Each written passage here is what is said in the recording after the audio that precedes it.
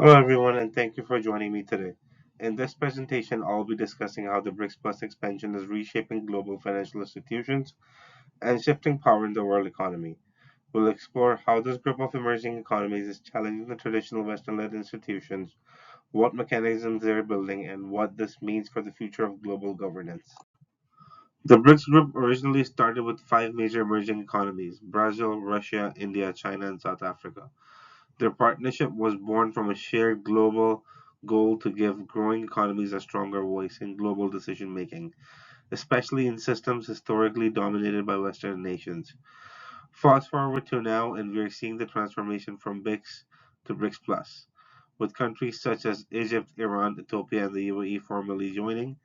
This expansion marks a significant turning point, the rise of a more multipolar world where economic power, political influence, and financial control are no longer concentrated in just a few countries.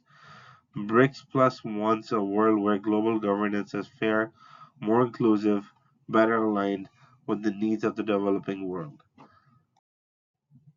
Why BRICS Plus matters. BRICS Plus countries collectively represent more than 40% of the world's population and rapidly growing share of global GDP.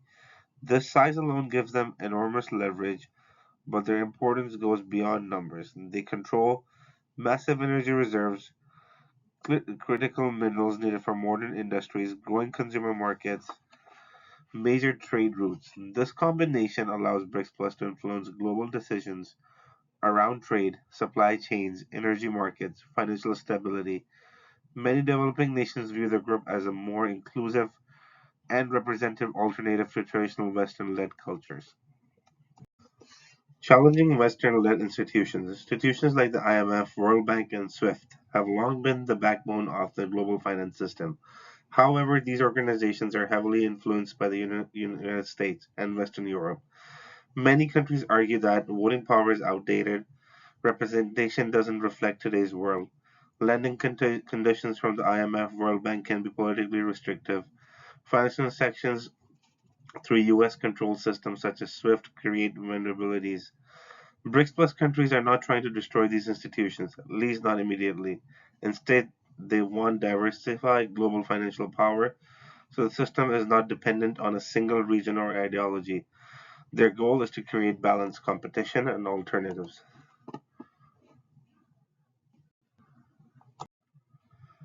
Actionable financing mechanisms. One of the ways BRICS Plus is challenging the current system is by creating their own structures. The New Development Bank, founded in 2015, is central to this effort. Unlike the IMF or the World Bank, the NDB offers flexible financing, favorable political conditions, support for local priorities, infrastructure and sustainability, focused investments. BRICS is also working on building its own payment system to reduce reliance on Western controlled networks like SWIFT. This would allow countries to conduct transactions even during geopolitical tensions or sanctions. This is a major step towards financial sovereignty. Why South-South cooperation matters. South-South cooperation is about developing countries collaborating to support each other's growth. BRICS Plus strengthens this through multiple mechanisms. Economic independence. By promoting trade in local currencies, BRICS Plus reduces dependency on the US dollar and supports greater monetary stability. Number two, development financing. The NDP offers loans that are not tied to strict political or structural reforms.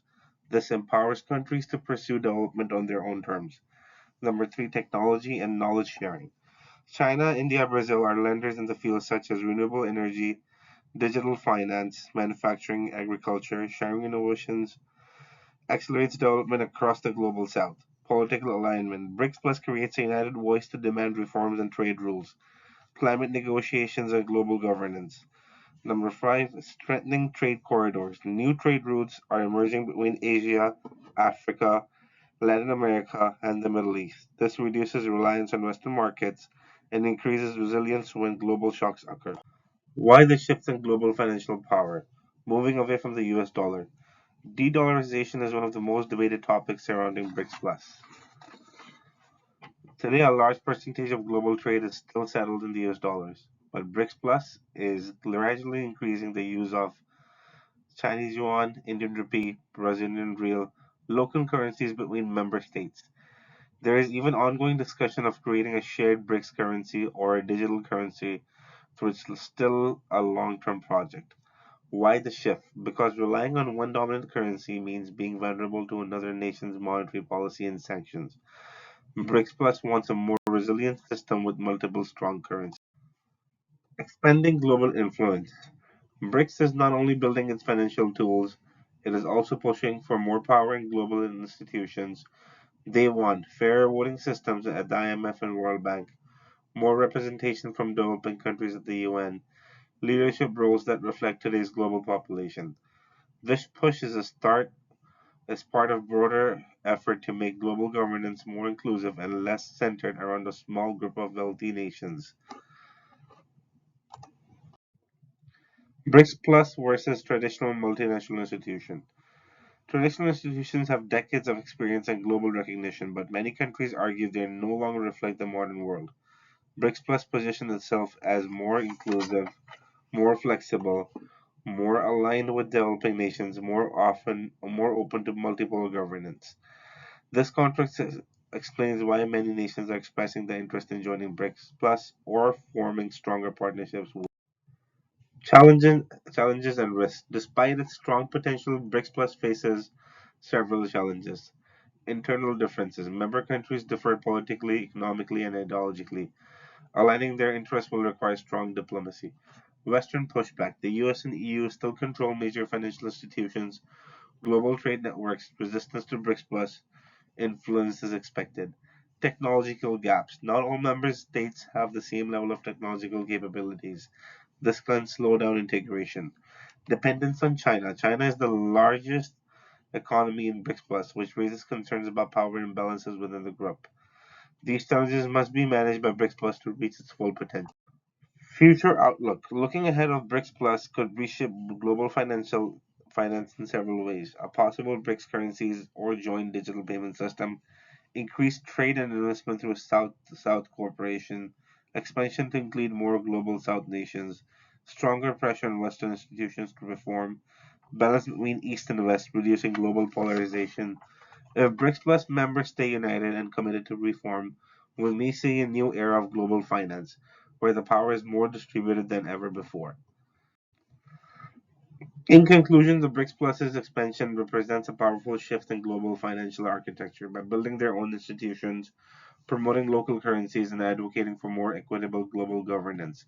BRICS Plus is challenging the long distance domination of Western led systems. Whether this shift brings more balance and fairness or creates new geopolitical tensions will depend on how well the group manages its internal diversity and long term strategic goals.